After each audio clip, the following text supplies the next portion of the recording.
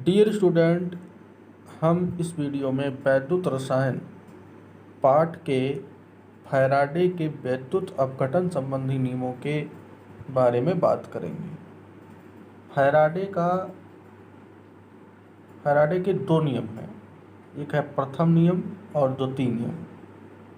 तो फैराडे के इन नियमों को पढ़ने से पहले कुछ बातें उसके पहले हमको बहुत जानना जरूरी है कि जब किसी विद्युत अपघट्य को विलयन या जल आदि में घोला जाता है तो विद्युत अपघट्य धनात्मक और ऋणात्मक आयनों में विभक्त हो जाता है। विद्युत अपघट्य जो होगा वह लवण हो सकता है या तो अम्ल हो सकता है।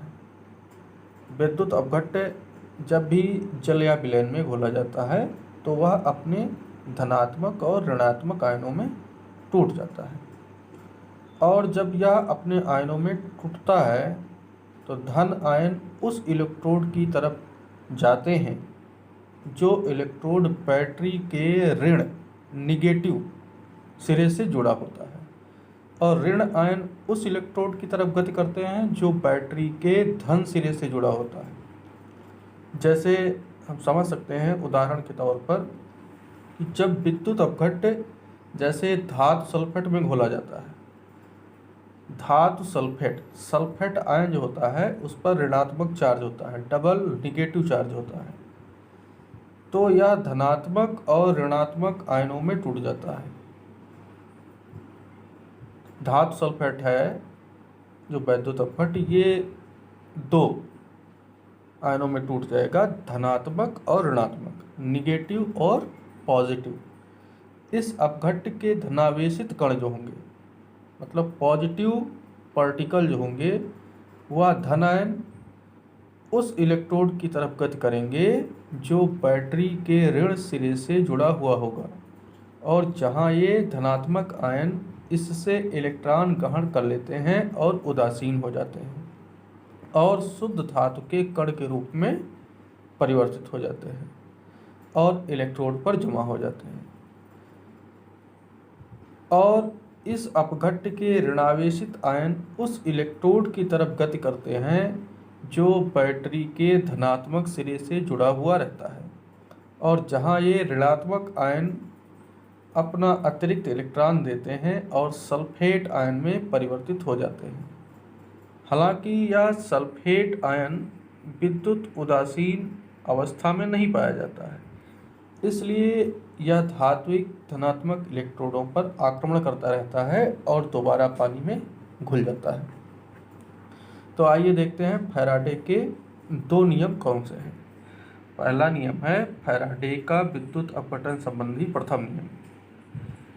किसी विद्युत अपघटन के दौरान किसी इलेक्ट्रोड से मुक्त हुई पदार्थ की मात्रा प्रवाहित होने वाले विद्युत धारा की मात्रा या उसके मान के समानुपाती होती है। यह फैराडे का पहला नियम है। हम मान लेते हैं किसी विद्युत अपघटन के दौरान किसी इलेक्ट्रोड से W ग्राम पदार्थ मुक्त हो रहा है और Q कूलाम धारा प्रवाहित हो रही है, तो फैराडे के नियम के अनुसार W का मान Q के समानुपाती हो जाएगा। तो W समानुपाती Q, इसे ही फैराडे का प्रथम नियम कहेंगे। W समानुपाती का निशान हटेगा तो W = ZQ, जहाँ पर Z एक नियतांक होता है और मुक्त हुए आयन का वैद्युत रासायनिक तुल्यांक कहलाता है। दूसरा नियम है, इस नियम के अनुसार जो दूसरा नियम है तो इसके बारे में देखेंगे। इस नियम के अनुसार अलग अलग विद्युत अपघट्यों के विलयन में समान विद्युत धारा समान समय के लिए प्रवाहित करने पर जो इलेक्ट्रोडों से मुक्त हुआ पदार्थ होगा, मुक्त हुए पदार्थ की मात्राएं, वह उनके तुल्यांकी भार के समानुपाती होगा। तो फैराडे के प्रथम नियम से हम देखेंगे W = ZQ। इसमें फैराडे के द्वितीय नियम के अनुसार भिन्न भिन्न विद्युत अपघट्य विलयन में समान धारा समान समय के लिए प्रवाहित की जाए तो इलेक्ट्रोड से मुक्त पदार्थ की मात्रा उनके तुल्यांकी भार के समानुपाती होगी। तो मान लीजिए कि प्रत्येक विद्युत अपघट्ट में क्यू धारा प्रवाहित की जाती है और दो विद्युत अपघट्ट विलयन है। पहली स्थिति में क्यू धारा प्रवाहित करने पर W1 ग्राम मात्रा इलेक्ट्रोड से मुक्त होगी और इस स्थिति में पदार्थ का वैद्युत रासायनिक तुल्यांक Z1 होगा। तो प्रथम विद्युत अपघट्ट के लिए W = Z1 इंटू Q हो जाएगा और दूसरी स्थिति में समान धारा अर्थात Q धारा को दूसरे विद्युत अपघट्ट में प्रवाहित किया जाता है जिसका विद्युत रासायनिक तुल्यांक ZQ होगा तथा इलेक्ट्रोड से मुक्त पदार्थ की मात्रा W2 है। तो इस प्रकार द्वितीय विद्युत अपघट्ट के लिए W2 = ZQ इंटू Q हो जाएगा।